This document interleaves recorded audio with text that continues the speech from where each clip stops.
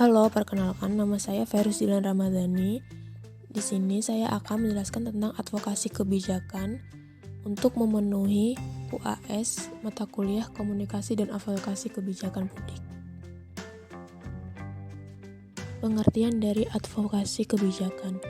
Dalam konteks administrasi publik, advokasi kebijakan ialah suatu proses yang terencana dan sistematis yang dilakukan untuk memperbaiki atau mengubah suatu kebijakan publik sesuai dengan kehendak atau kepentingan siapa yang mendesakkan terjadinya perbaikan dan perubahan tersebut dengan jalan mempengaruhi para penentu kebijakan.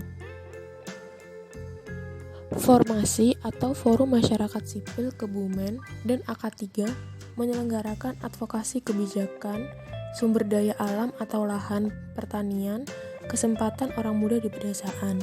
Advokasi ini dihadiri oleh perwakilan perangkat desa dan perwakilan pemuda desa dari Desa Bonorowo, Desa Sinugrejo, Desa Podoluhur, Desa Sidomulyo, Desa Kritik, dan Desa Kalibeji, dan juga dihadiri oleh Rajiv Dwi Angga dari IRE Yogyakarta dan Agus Nahrawi dari CSE Indonesia. Diskusi ini diagendakan untuk berbagi pandangan terkait upaya advokasi mendorong tata kelola tanah kas desa agar dapat diakses masyarakat miskin dan orang muda.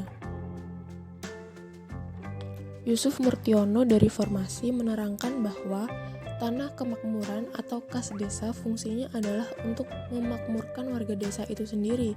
Sebab itu, Formasi berupaya mendorong reformasi tata kelola tanah kemakmuran atau kas desa di Kebumen agar dapat diakses warga miskin yang tidak punya garapan.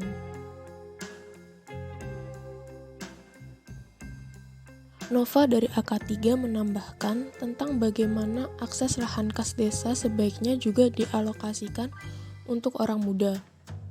Penelitian AK3 menemukan bahwa orang muda saat ini meskipun mau terjun dalam dunia pertanian, tapi masih terkendala banyak hal, antara lain yaitu susahnya akses lahan dan minimnya pengetahuan bertani inovatif yang memberi penghasilan lebih baik. Dalam hal ini, dengan adanya alokasi lahan untuk diakses orang muda, itu akan jadi kesempatan bagi mereka untuk dapat masuk dalam lapangan kerja pertanian. Tanggapan-tanggapan tersebut direspon oleh perwakilan desa. Yang pertama ada Basyuni, merupakan salah satu perangkat desa Bonorowo.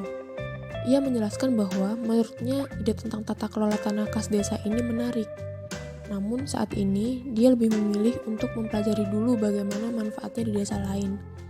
Meski demikian, dia berharap akan adanya pedoman yang lebih jelas dan terarah, misalnya peraturan tingkat kabupaten. Lalu ada Kukuh dari Desa Sinugrejo. Ia mengungkapkan bahwa pihak mereka belum tertarik dengan ide tanah kas desa untuk pemuda. Selain karena alasan pemuda desa lebih memilih bekerja di perantauan, menurut Kukuh, saat ini kebutuhan desa terhadap masukan dari sewa tanah kas desa masih tinggi. Tanggapan tersebut juga mendapatkan respon positif dari perwakilan desa lainnya. Yang pertama ada Ruslin, perwakilan perangkat desa Sidomulyo.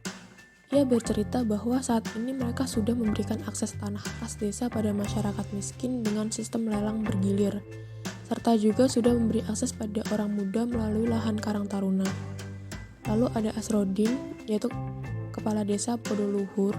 Ia menilai inisiatif ini merupakan kesempatan baik untuk menata ulang tanah kas di desa mereka, agar dapat membuka kesempatan bagi kelompok muda.